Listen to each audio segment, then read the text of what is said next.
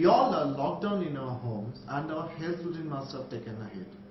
That is why ICICI Lombard has taken an initiative of keeping India healthy at home.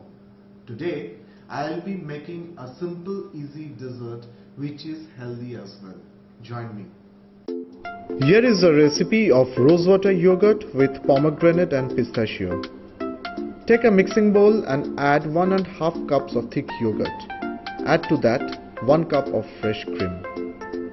Add 2 teaspoons of rosewater or any flavor of your choice.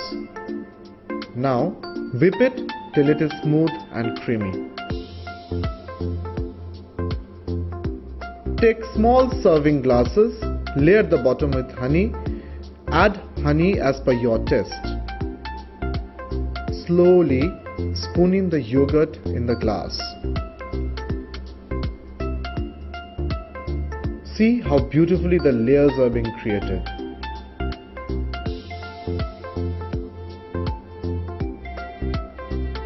Drizzle another layer of honey.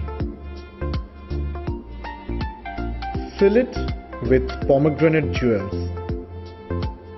And finally, sprinkle some roasted pistachio crumbs. Serve immediately, or you can even chill it and serve it an hour later.